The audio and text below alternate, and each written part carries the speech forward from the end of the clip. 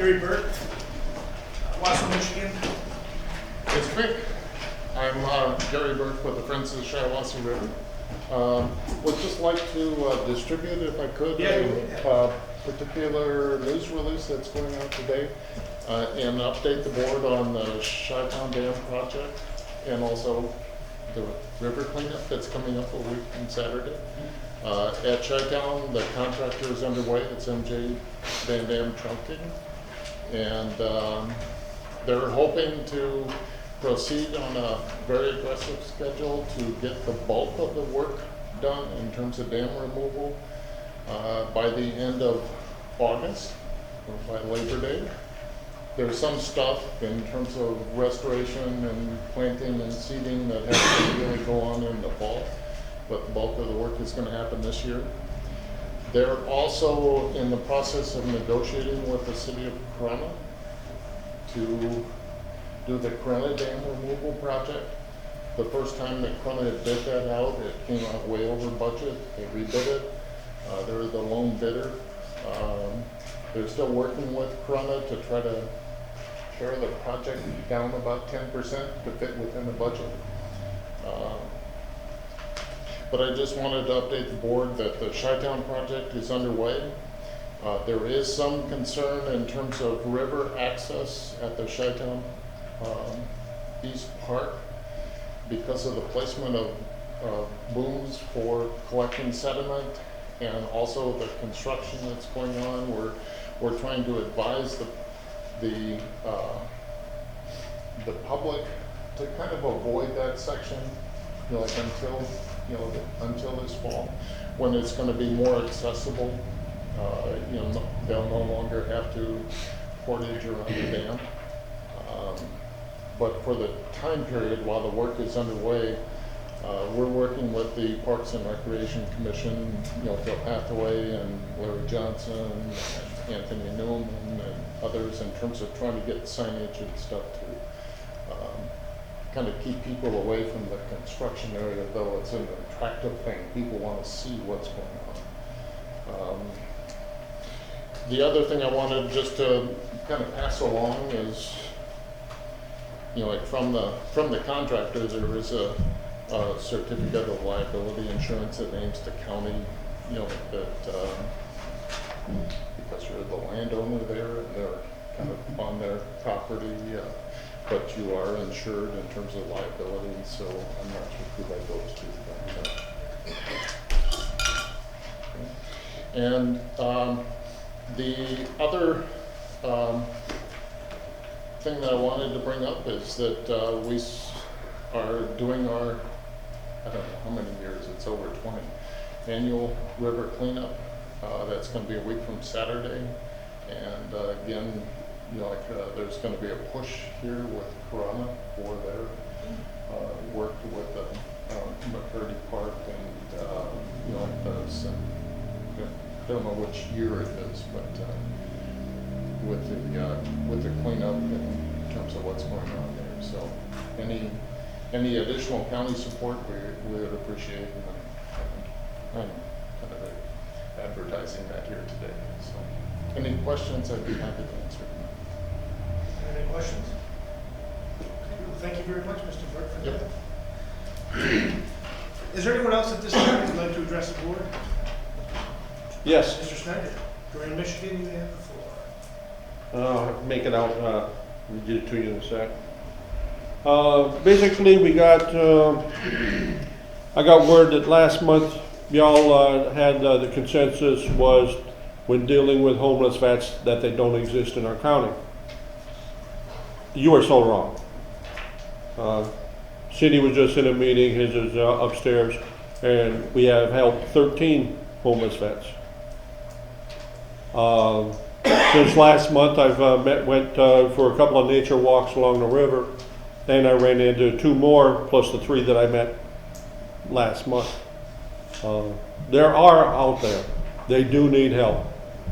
As is in, whether you guys want to deny it or not, they're there, and we should help them. As is, it's not going to stop me. It's not like the first time I'm doing things that the county commissioners didn't agree with. So, take care. Thank you, Mr. Schneider. Is there anyone else in the audience who would like to address the board? Okay, with that, we'll go ahead and move on to our first presentation, fiscal year 2018 audit from Raymond Ropesman. You're on, floor is yours. All right, thank you. Thank you. You're gonna give me 3 minutes to? 3 minutes. 2.5. 2.5. Okay. So I'm Doug Dieter with Raymond. We performed the audit this year for the county, our second year performing the audit. I was here Monday evening and met with a group subset of you guys and went through in detail of what's in the audit report. So today I'm just going to kind of take a quick high-level overview. If there's any specific questions or information that you would like or would like to ask me while I'm here tonight, I'd be happy to address any of that. I don't see, did they get the audit report tonight? I don't think so. We left a box of them when I was here Monday night. I didn't know that. I've got mine. You have Yeah, yours, and John has his. Do you know where you left it? Right on the railing right there. No. Tracy. Interesting.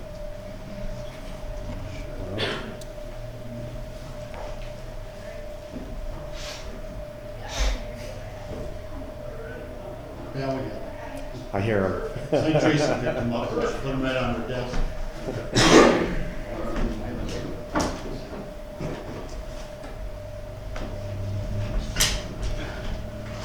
There should be a total Yes. of 3 documents. I think there's probably 2 in that box.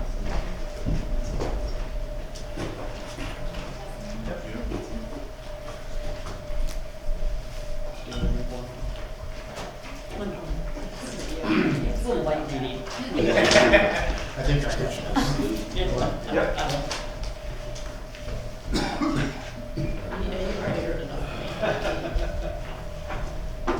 I had more questions. Yeah, I had Either way it's fine. You want to start off with questions? I'm happy to do that. That's the first question. Okay. Before we even get into this, the deadline was July 1st. Yep. From your side, from your angle of everything, what was the delay, do you think? What was the, if multiple or just one, the delays in getting it done by July 1st? Well, as you can see in the audit report, we did have some issues. We have some findings, we have some weaknesses in your system that we've identified that are in your audit report. But the main driver of the report being late, and it's still in draft form, it hasn't been finally issued yet. The main driver is the county was required to implement a new governmental accounting standard, GASB number 75 this year, that dealt with their retiree health care plan. And part of that implementation of that new standard, the county is required to get an actuarial valuation for the plan, similar to what they have done for their pension plan. That valuation was not completed, the final version was not received till the last week, right at the end of June. And because of our processes, we need time to get through our process once we get that final information. So that was the main driver of the information of the audit being late. If we would have been able to have that when we were here doing the audit would have been done and submitted well within the time frame. Because the other issues we ran into, yes, they make the audit more difficult, they add time to the audit, but we still would have had plenty of time because we were here in April or May, I can't remember, I lose track, but we were here to do the audit with plenty of time in order to get issued within the required time frame. So, okay, so we're, and I don't mean to nitpick here, but Mhm. to zero it down, what department was that, was the delay in getting that information? Is that on our end, is that the finance office, is that? Ultimately, it's us. Ultimately, it's you guys. But yes, the finance department, you had your turnover again this year as well. Usually the evaluation is ordered from the actuary by the finance department generally under the direction of the board. Okay. Thank you. Good question. Anything else you want to ask before I get started? No? Okay. I can piggyback off that. Just Sure. a quick question, because I don't understand necessarily how all this goes. I have been told that it is more difficult to secure a bond when you have a number of consecutive years of the audit report being late. 1 year will make it more difficult to secure a bond. So now that we have the Mr. Wade, was up to $9 million, $8.5 million bond we're going to have to do, are we going to have difficulty securing that bond now? Or what does that entail? If you meet all the requirements of the Municipal Finance Act, which one of them is submitting a timely audit report, then I would call it a short form approval through the state. Since you didn't meet all the requirements, now you go through the long form approval, and it's just requesting the state to approve it. They're going to ask for more information. What were the issues? Has your audit been filed? That type of thing. So it still can be done. It's not going to be that much more difficult because you're not going to be significantly late. But it does obviously create more work and more time on your side to issue bonds or any type of debt if you do not meet the requirements of the Municipal Finance Act. Thank you for that Mhm. information. Yeah. I'm on your way. Okay. Anybody else? Okay. Let's jump in. I know you guys have not seen this yet, but I will go through and I will highlight the areas. And if once we're done here, if you go back and you read this tonight to put you to sleep, you have questions, you can contact me tomorrow. I can get my contact information from Mike. We're going to start with the thick one. Okay, you should have 3 documents. 2 are bound, 1 is just stapled. Start with the thick one. And as I mentioned, these are in draft form. I don't expect any significant changes for these. They are going through our review process, so there potentially could be some changes. If anything significant does come out of those changes, you will be notified. And any small changes, Mike will be notified, so that somebody here will be notified if these numbers change for any reason as we go through the process. We do plan to issue an unmodified opinion, which is the highest level of assurance the independent auditors can provide. It means the financial statements are fairly presented in accordance with generally accepted accounting principles. Let's turn to page 25 to start. So page 25 is going to look at the general fund, what the budget that was originally adopted before the year started, the amended budget, which was after all amendments throughout the year, and compared it to the actual expenses incurred for just the general fund during the year. And then the last column shows you whether it was over or under the budget. Page 25 starts with the revenues broken down into different categories. You can see there, page 26, the middle of the page, you have total revenues, where the final amended budget was $16,234,000. Actual came in at $16,155,000, so just about $78,000 below the estimated budget, which when you're talking a $16 million budget, $78,000 is not that far off. Obviously a budget is an estimate, you're never going to get it exactly on. The expenditures, the same information, is broken down by function and department. And if you look at page 27, about 2/3 of the way down, you have total expenditures. The final amended budget was $15,647,000, and actual came in about $1.1 million higher than that at $16,795,000. And if you want to know which departments, you can go back and look at the detail above on page 26 to 27 to show you which departments. We have county administrator, there's professional services, friend of the court, sheriff. So there's a lot of departments that had significant overages. Part of that had to do with your MERS contributions we talked about Monday night, where those were significantly higher this year and expected to go up even more next year. The next section, you have your what's called other financing sources and uses. These are transfers between funds. So the general fund will collect unrestricted funds and transfer that to other funds within the county for them to utilize for their purposes. And the general fund also collects a little bit of money from other funds. So you can see the transfers in about $43,000, and the general fund transferred out $941,000 during the year. So based on that, the general fund balance started the year at $3,009,000 and decreased just over $1.5 million during the year to $1,472,000. So that's a pretty significant decrease. Your fund balance is getting down to a level where you really want to keep an eye on it. And part of keep an eye on it is monitoring that budget and not expending funds that are not within that budget. Unless you can pull between departments, you can amend the budget, obviously move money around, but when you adopt the budget at the beginning of the year, it's a balanced budget, right? Generally, your revenue is going to equal your expenditures, and that's what you want to get to and remain at the end of the year. So, again, just something you want to keep a close eye on. Any questions on that? Okay. Let's look at page 30.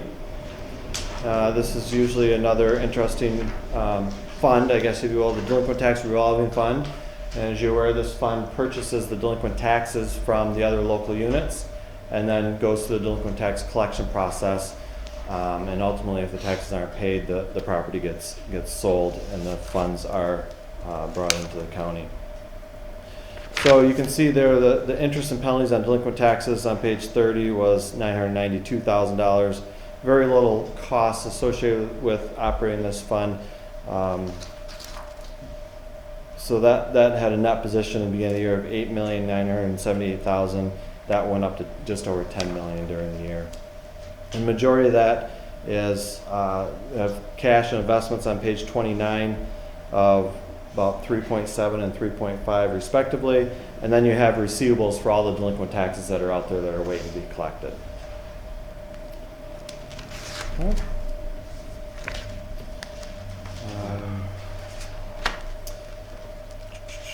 Let's look at page 79. This is always a favorite topic, the pension plan for the county. Page 79 shows some trend information since GASB 668 went into effect, which was 2015. As you can see there, the top section looks at the total pension liability. So that's the top section. And that is calculated by your actuary, by MERS actuary, I should say, not yours. The MERS plan has the actuary that calculates this for each participating entity.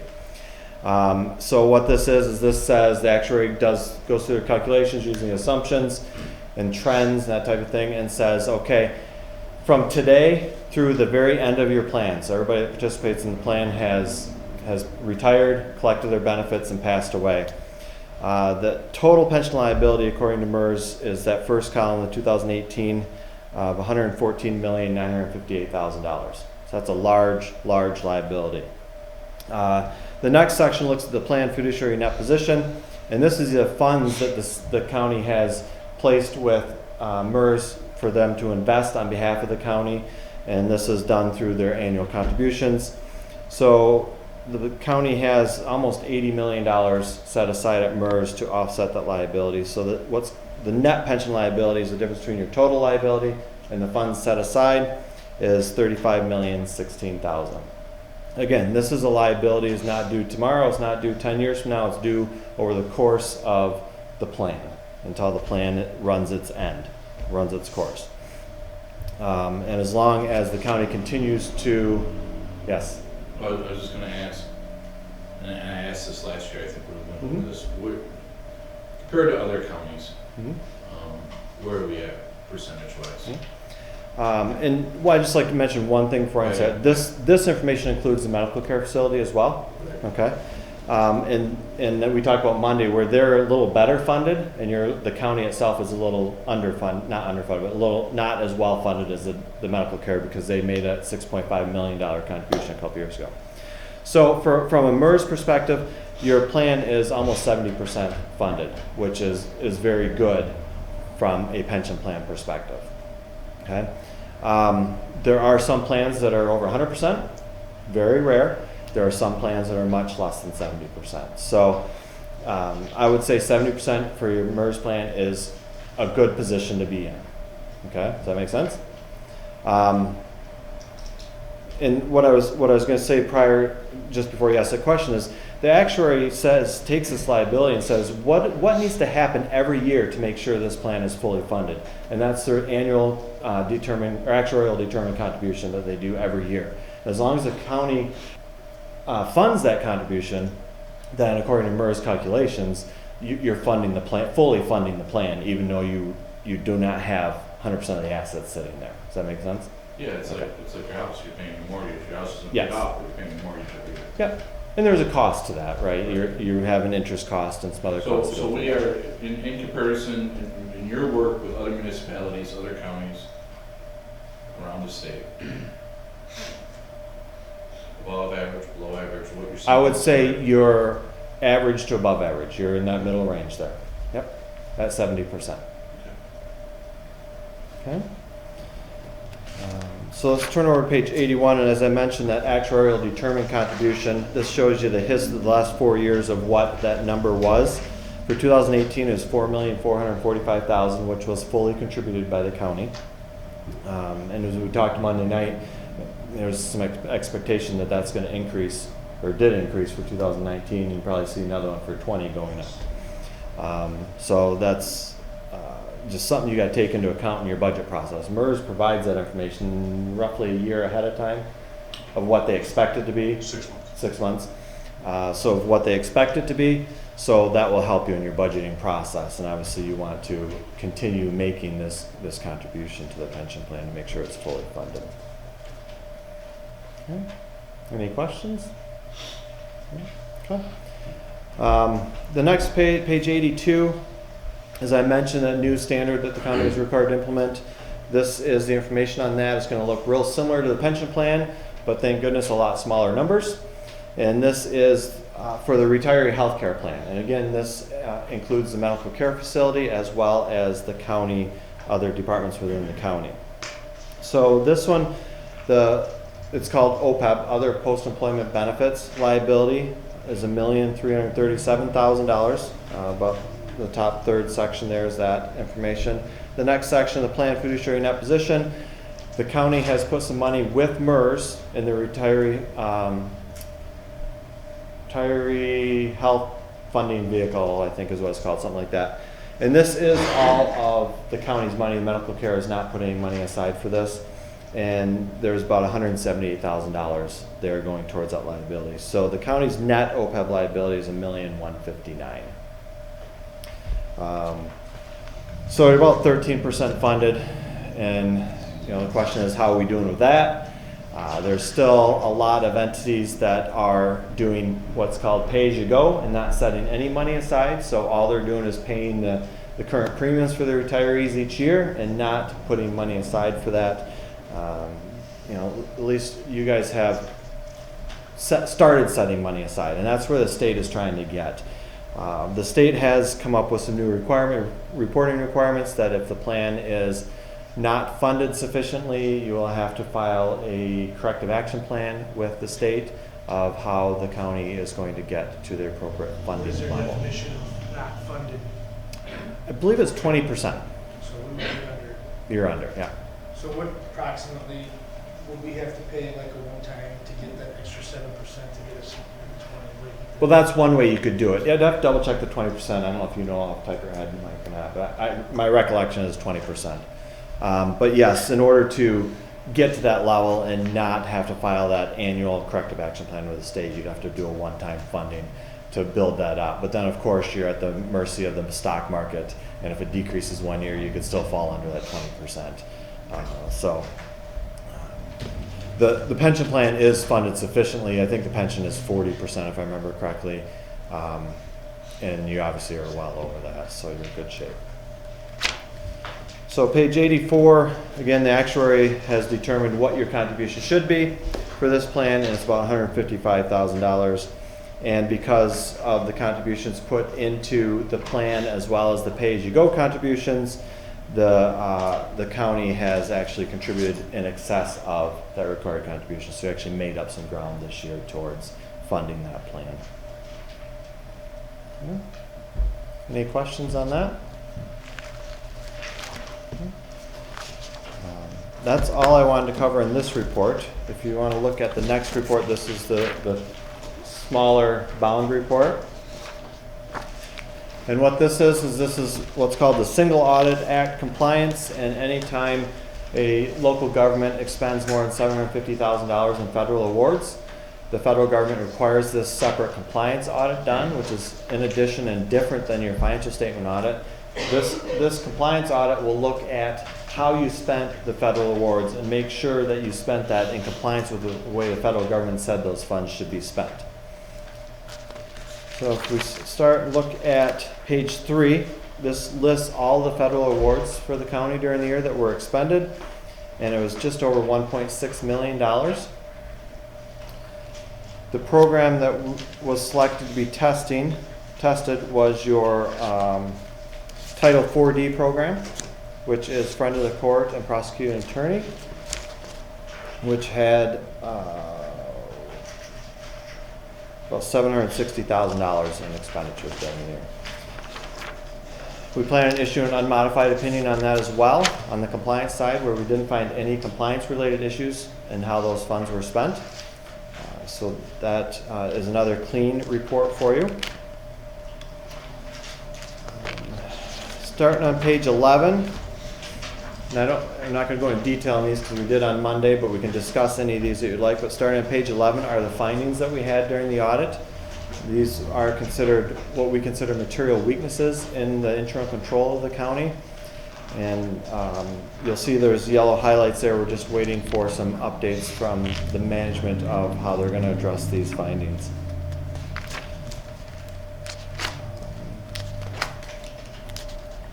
We did have one finding on page 16 related to the federal awards.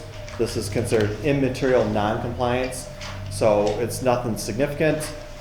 What it was is the uniform guidance that came out a few years ago requires some written policies over how the county accounts for and processes transactions.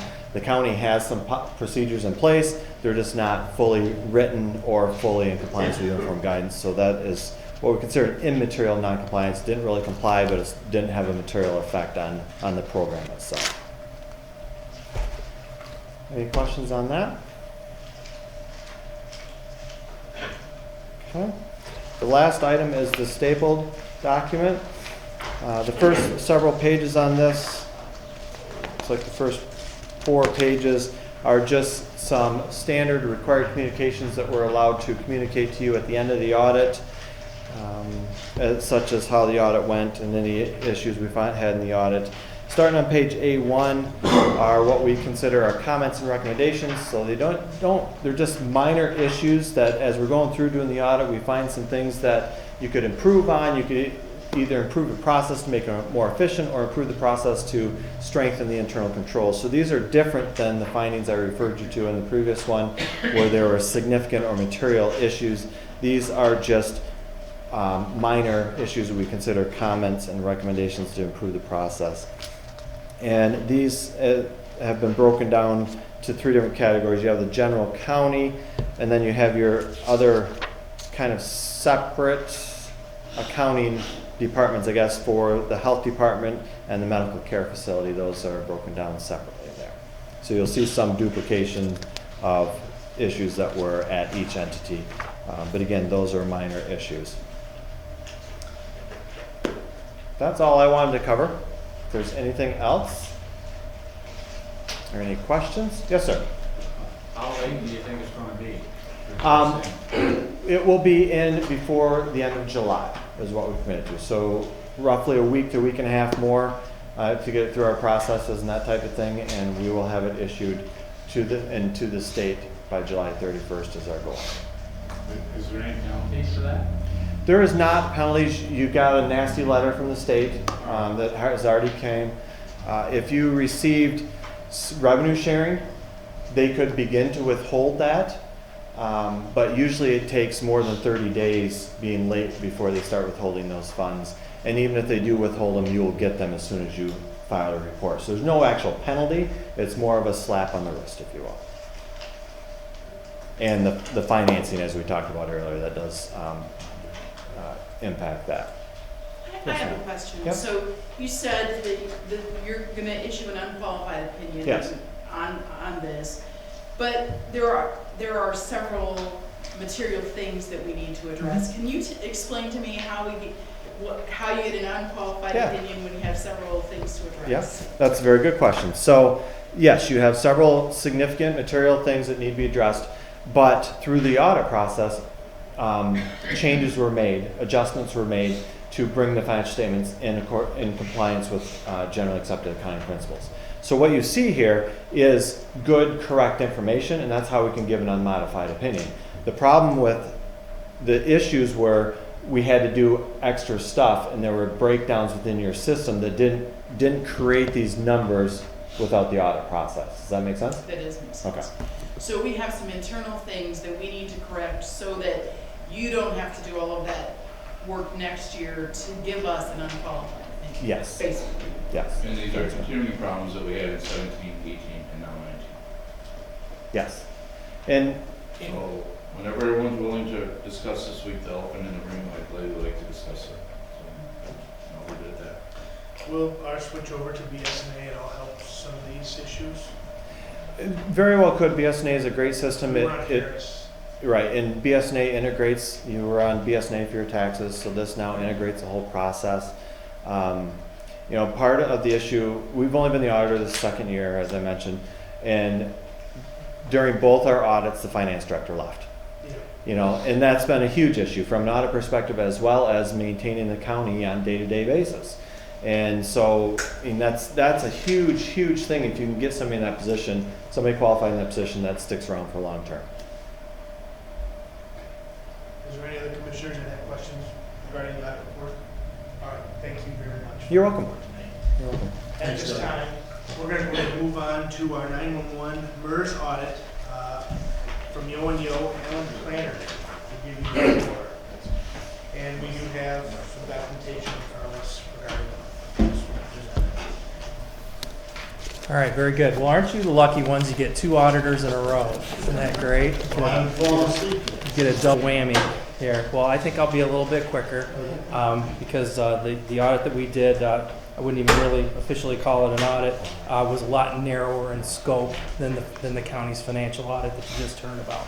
So my name is Alan Panter. I'm a partner at Yo and Yo, and I'm here to talk about the 911 audit. So we were engaged by the 911 board to look into some additional charges that were made against the restricted central dispatch funds that the county has. Those funds, of course, come from the 911 surcharges on cell phones. It's restricted to the central dispatch of the 911 activities that are out there. So we came in and we worked with the county administration, and we worked with the 911 with Lieutenant Norling, and we pulled all of the invoices for MERS. We compared it to what was charged in the general ledger, and we came out with the calculation that I see that you all have in front of you was what we produced in our procedures.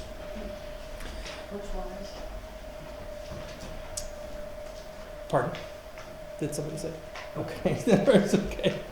What we found is that in 2017 and 2018, as was just referenced in the discussion about your financial audit, there were some additional charges that MERS made in response to a historical pattern of underfunding in one of your divisions. So there was a division called Division 19, and that Division 19 was made up of, it's changed since then, but at the time, in 2017 and 18, it was made up of, it was a mixed division of Central Dispatch and Sheriff's Department employees. So this division was underfunded because most of the employees had retired, and the division actually only still had 2 active employees at the point that the surcharge, they call it 3 times minimum, was applied. So that started in February of 2017. So through 2017 and 2018, the county was charged just for that division $3.25 million as that 3 times minimum surcharge there. So that's a significant amount of money. The way the county handled that from an accounting standpoint is kind of why we ended up being brought in. So what happened was when that 3 times minimum came in, it was allocated 50-50 between the Sheriff's Department in the general fund and the 911 funds. Okay, and the basis for that allocation was the fact that there were 2 active employees in that Division 19. Okay, and so that was how the allocation was made through 2017 and into 2018 until the county started absorbing 100% of that, which happened in July of 2018. So in July of 2018, the 911 stopped being charged, and that is reflected in our calculation as well. Just to give you a little, so that's kind of the background of it. So when we looked at it and when we talked about it, it was determined that the 50-50 allocation really was not appropriate. So the way that it should have been done was based on the actual head count in that division. So there were 57 employees in that division, employees and retirees. Okay, so 57 participants in that division. 11 of them were Central Dispatch, and the other 46 were sheriff's department employees. So what we did was we used that as the basis to go back and recalculate based on what was charged to the 911, what should have been charged to the 911, and what we came out with is that the 911 was overcharged $458,913.30.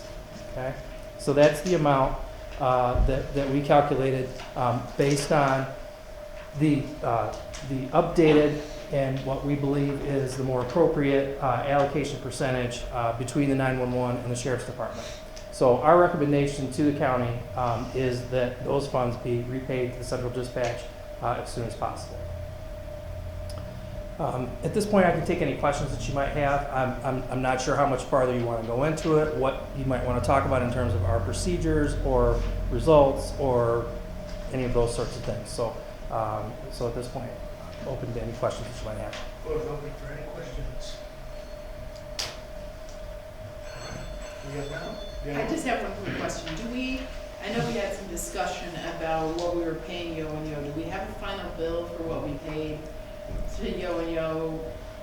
I have not. Okay. I have because I'll be billing for my time this evening. Right. So okay. once I get back, but I'll process Okay. that in July. All right. It's going to be about $12,500 Okay. at the end of the day, give or take. Thank you. Thank you very much for your time, Mr. Meyer. Okay, very good. Thank you. All right, and now at this time, we're going to go ahead and move on to the economic and physical development portion of our meeting. And we'll now turn the floor over to Commissioner McMaster. Mr. Chair, item A, consider authorizing $5,000 matching funds for a $25,000 Department of Environmental Quality grant fund to establish 2 permanent locations for conducting monthly electronic waste recycling events. Support. Motion and a support. Item A, open for discussion and questions. Hearing none. All in favor of moving this forward, signify by saying aye. Aye. Any opposed, same sign. Motion carries. Item B, move to consider resolution number 19-0708, authorizing request to the Michigan Department of Natural Resources to amend the existing Henderson Park renovation project grant agreement to include pavilion as a scope item, and authorize the board chair to execute the item. Support. Motion and a second on the floor. Item B, any discussion, questions? Hearing none. All in favor of moving item B forward, signify by saying aye. Aye. Any opposed? Same sign. Motion carries. Item C, move to consider appointing David Eckstein to the GLS Region 5 Planning and Development Commission representing the general public effective immediately and expiring on 12/31/2019 or until its successor is appointed, and authorize the board chair to execute all necessary documents. Second. Commissioner McMaster moved. Commissioner Luke seconds. Item C, open for discussion, questions. Hearing none. All in favor, signify by saying aye. Aye. Any opposed? Same sign. Motion carries. Item D, move to consider appointing Tammy Smith to the zoning board of appeals as an alternate for a 3-year term effectively immediately and expiring on 12/31/2021 or until its successor is appointed, and authorize the board chair to execute all necessary documents. I'll second that. Motion and a second. Items open for questions, discussion.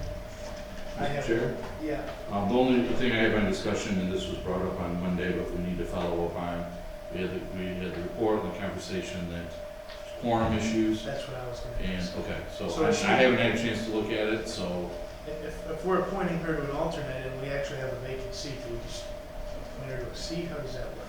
Well, as an Well, alternate, she will fill she in automatically automatically. fills. I think we need to, I think somebody needs to, I'm not saying we do it by tomorrow, but this next month, look at the last 6 months, do a little internal audit, who's on the board, who's been there, who hasn't. Because we know we had this problem a couple of years ago, and we ended up in a Yep. issue across the street with a lawsuit that we had to deal with. This is how this stuff starts, is when you don't have quorums and you're delaying stuff, so. Understood. Okay. That's why we dropped it to 5 members too. We had to reduce it to 5 members now, and now we still can't hear. We're still And, doing it. and I'm not saying anyone's purposely delaying it, but, Right. but this is what happens. When you want a quorum and applicants get frustrated, and, yeah, Okay. so. Is there any other commissioner discussion or questions on this item? Item D. Okay, hearing none. All in favor of moving this forward to tomorrow, signify by saying aye. Aye. Any opposed, same sign. Motion moves forward. Mr. Chair, that completes my report. Thank you, Commissioner McMaster. At this time, we'll now move on to County Finance and Administration. We'll turn the floor to Commissioner Lauer. Thank you, Mr. Chairman. I move to authorize payment of the annual premium for the county's comprehensive casualty and liability coverage to the Michigan Municipal Risk Management Authority, MMRMA, in the amount of $381,888. This amount includes fixed premium of $303,803, which is 1% more than in 2018, a stop-loss coverage premium of $18,085, and loss fund deposit of $60,000. Motion and support. Item A is open for discussion or questions. This is something we do all the time, every year, so. All right, hearing none. All in favor of moving this forward signify by saying aye. Aye. Any opposed, same sign. Motion carries. I move to designate the 2019 MMRMA rebate, estimated at $260,004, to be remitted to the treasurer for inclusion in the 2019 general fund. Okay. Motion, very quick second. We want our money back. Any questions or discussion on the item? Hearing none. All in favor of moving item B forward signify by saying aye. Aye. Any opposed? Motion carries. I move to approving $3,500 to engage Budzinski and Company Municipal Finance Advisors to submit 5 years of required MSRB SEC filings in connection with the issuing of bonds for the county's obligation in the Mr. Quake Creek Drainage District project, and authorize the coordinator to execute the agreement. Second. Motion, we'll give the second to Commissioner Webster. Any questions on this one? Mystic Creek, this has been ongoing for, what, a decade now? Yeah, I had black hair. Yeah. Yeah, we've seen it in the pictures. Yeah. Looks like it's gonna be about $8.5 million to do our part. That's why I asked earlier today about the bonding issue. That, to me, that's a Well, big deal. We have to do this. We'll do 36% of the 8.5. Is that what it is? Yeah. Okay. Yeah. About this. Yeah, right. The So bonding 8.5 is itself, what's total for, yes, and the bonding itself is Originally it was 40, multi-county. 46, and then 42, and 40, and now it's 36 after several years of intense negotiation. ridiculous. So this is just a piece of moving this forward. Mhm. If anyone has anything to say or ask about it, now's the time. Yes, sir. Yeah, I know what's going on. I've been to meetings for the last 7 years, most of them. Pretty interesting. Yeah. All right, I guess, let's get this done and over with. All in favor of item C, moving it forward, signify by saying aye. Aye. Any opposed, same sign. Motion moves forward. I move to consider approving the $2,062.50 to Bruckman's Moving and Storage Service to move the Drain Commission from the Capitan Building to the new offices on the north side of Corral. Motion. Support. Webster support. Any questions or discussion on this item? Yeah, they're gonna move all those cabinets with all the records in them. Oh, yeah, you know what those weigh? That's probably.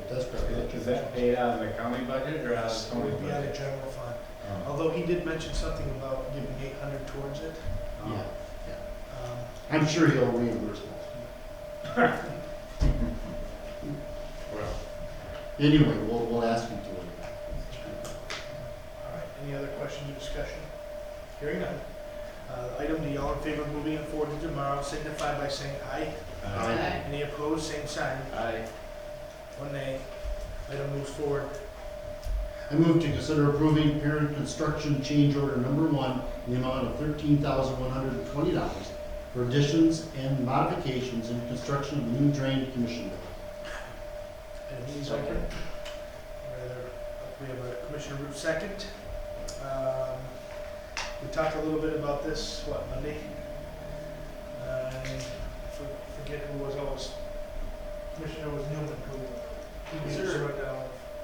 Is there any way we can get all the final change orders brought to us by tomorrow? Yeah, Because I feel like we've been approving a lot of change orders on this building. we do need a list, I think. that We can actually see physically what look we've at. been spending on. Yeah, we can, Jenny, I think, Tony's at the conference, but I think Jenny has most of it. She has. I think for. We have it too, but it's been dribbled in bits and Yeah, I pieces. feel like I get an email. For clarity's sake, it's just, we need Something, something. yeah. Okay. All right. in that spirit. Item E, is there any other discussion or questions on it? We'll expect that itemized list in front of us tomorrow then. Item E, all in favor of moving it forward to tomorrow signify by saying aye. Aye. Any opposed? Aye. Motion moves forward with one nay. I move to consider authorizing the continuation of a temporary employee to perform various planning and coordination functions for the emergency management section under August 30th, 2019, at a pay rate of $20 per hour unless otherwise designated by the board. Item F, so for a second, we have it by, what was that, Commissioner Holzhausen? Holzhausen, second. Item F, any questions, comments? Chair, I have a question. Sir? Is it a temporary employee or is it a contract employee or what are we doing here? It's gonna be a temporary contractual employee, as all of our contractual employees are. We're removing the independent tag from it, Okay. correct? So she'll continue to stay on. This was our helper that came on during the tornado. We hired her in the state of emergency. She's still working. There's still a few homes that have just been demolished. She's been helping out. She's been kind of out in the field, making sure people get the resources they need, and we just want to make sure we put it here. I think this is what kind of our headache's been the last couple of weeks of trying to figure out, navigate exactly how we wanted to handle this. And she's only on another, 6 weeks, so. Do we have any other contractual employees in the county? Like here, Dean, Any FOC. other ones? FOC. No, you talking about the attorney? It's not a, that is an independent contract. Was that approved by us? Well, that's a course of dealing. The courts use attorneys all the time to defend criminals and do hearings that they're obligated to conduct. We're talking about someone using office space in our staff though, correct? If, Yeah, so do attorneys sometimes who defend criminals and other issues. I think this example opens up a huge, bigger discussion we need to have, at some point. I'm not saying we have it this week, but, if this is something that always has to come before us, or it doesn't, I don't know. Whether it's in the courts or not, but I think we need to have that discussion at some point. Okay. Any other commissioner discussion regarding item F? So are we amending this motion to include contractual? I'd like it for tomorrow, I'd like it to say continuation of a temporary contractual employee, right? Isn't that what we're gonna do? If we're continuing it to August 30, that's what we're doing today. That wasn't much of a contract. Well, Commissioner Plowman made the motion. You willing to amend your motion? Or are we gonna keep it like it's written? We can amend it if you want to. I mean, I mean, What contractual term do you think is missing? The word contractual. Right, But but it- there's no term that's missing. The motion is The the motion is to contract do what's itself. contract. Right. The motion is, the contract is that we're hiring a temporary employee until August 30th, 2019. That's the contract, right? At $20 an hour. Yes, So there's no other term of the contract no. that's not presented here. I mean, we could clean it up as far as saying that it is coming out of a line item that's already been approved in our last year's budget. Yep. There's no additional general fund money. Okay, It's let's no put money that that in. we have to move towards it. It's in their emergency management account. We do have that too, so we at least clear that up.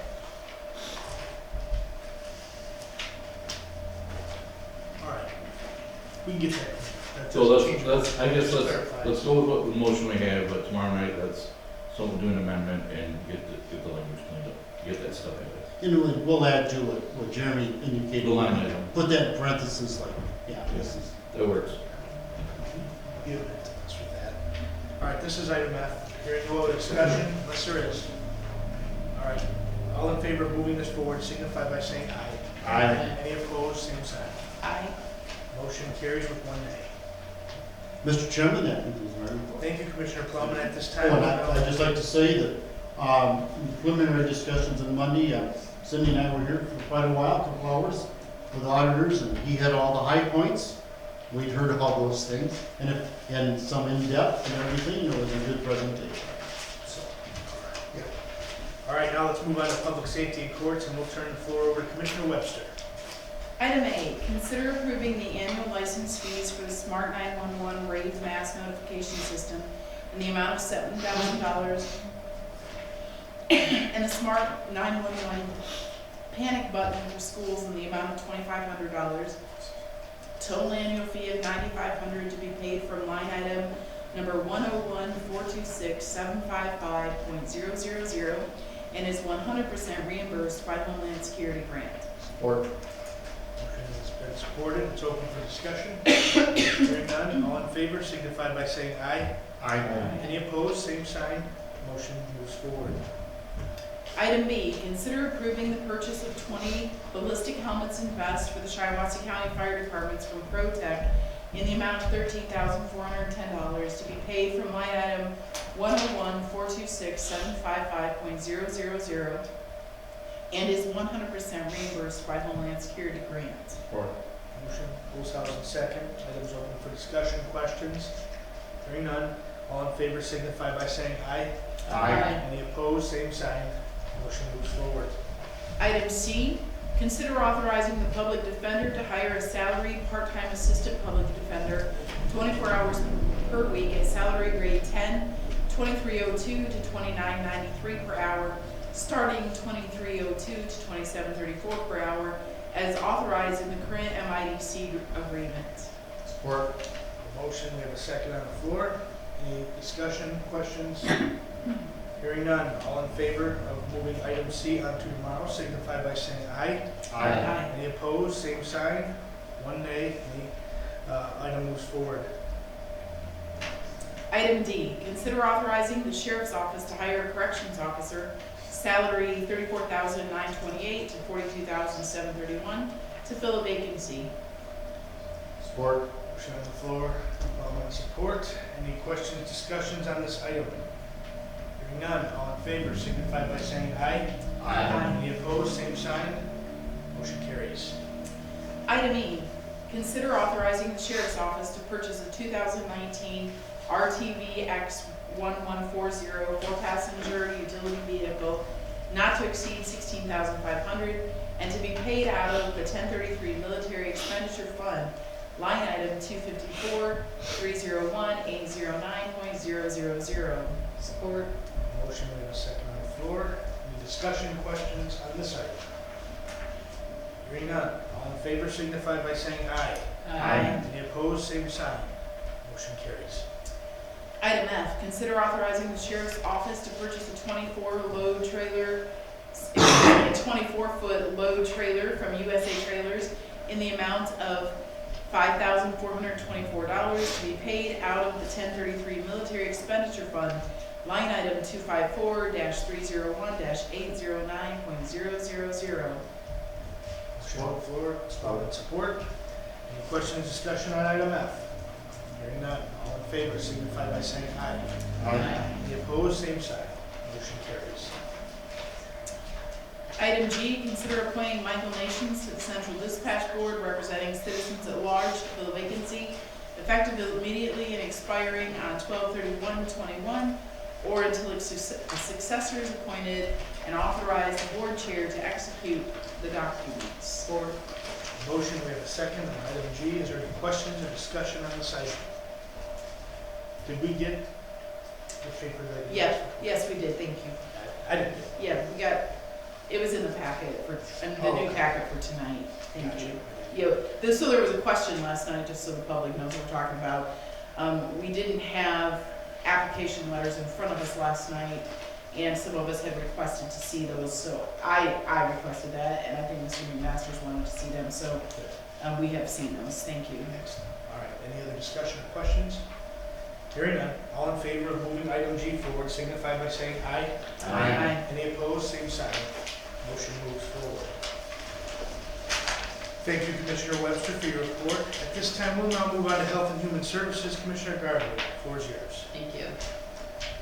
Consider approving a community health services agreement with the Shiawassee YMCA in the amount of $5,000, $2,500 to be paid by the circuit court and $2,500 to be paid by the health department for a period of 8/1/19 through 7/31 of 2020. Motion moved and seconded by Commissioner Olshausen. Any questions, discussion on this item?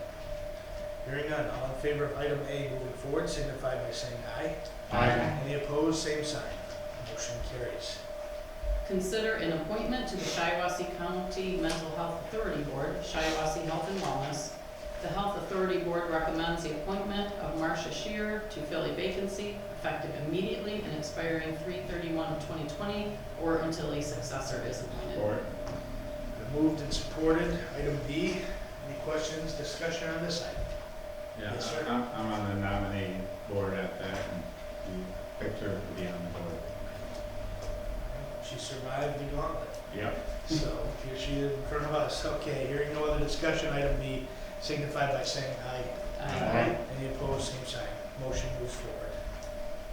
Consider adopting resolution number 190709, urging the state legislature to amend the mental health code, 1974 Public Act 258, so as to remove the existing section 928 provision that requires local funds to be used as part of the state match requirement, and further urge the legislature to ensure that current Medicaid funding levels not be negatively affected by this action. Support. Okay, been moved and supported. Item C, any questions, discussions on this item? I didn't understand it at first, but now I do. Yeah. Yep, just local dollars Yep, we being want where we local need them. dollars to stay local. I get it. All right. Yeah. Did you have a comment? No, I'm just on that board and they wanted to bring it forward for us to at least try to prove the resolution. Yeah, I get it. All right, so, Chris? In that case, if there's no other discussion, we'll go ahead and put item C to vote. All in favor of moving it forward to tomorrow, signify by saying aye. Aye. Any opposed, same sign. Motion carries. Consider approving the Valley Area Agency on Aging multi-year plan for fiscal year 2020 through 2022. Support. Motion in a second. Are we gonna have a report this year, or? I don't know, I was at the senior citizen board meeting and there was somebody from the valley, but I forgot to ask her, somebody was gonna be here tomorrow. I'm not gonna Forgot to ask her. It's just kind of a formality, so it's not anything very serious, but sometimes we do have somebody from the valley. And she was at the meeting today. Okay. The VAAA runs a pretty tight ship. They have. Yeah, they do. Yeah. I just know that every year I've been here, it's my third time, and I've always been here. Yeah. So, all right, well, that said, we could read it on our own. Anyone have any other discussions? Hearing on item D, all in favor of moving it forward to tomorrow, signify by saying aye. Aye. Any opposed, same sign. Motion carries. Thank you, Commissioner Garber, for your report. And now we'll go ahead and turn the floor to Chairman Root for any type of. I have nothing today. Will you have stuff tomorrow? Okay. Okay. Nothing today. Nothing today. In that case, we'll move on to a call for any other agenda items from commissioners, if we have it. Just one, I'd like to thank Tracy for comparison, 18 and 19. Yeah.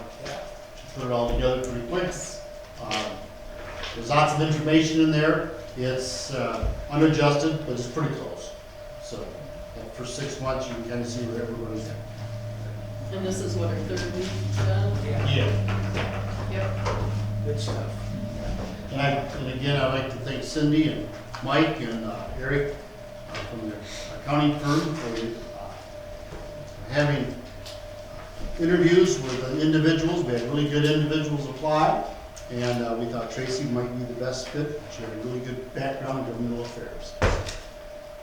Great fit so far. There's no Yeah, I question. think we're lucky to have her. All right. Any other items? Hearing none, we'll turn the floor over to anyone from the public who would like to address the board at this time. Hearing no one from the public, with that, we will go ahead and adjourn this meeting. Thank you. Mr. Chairman.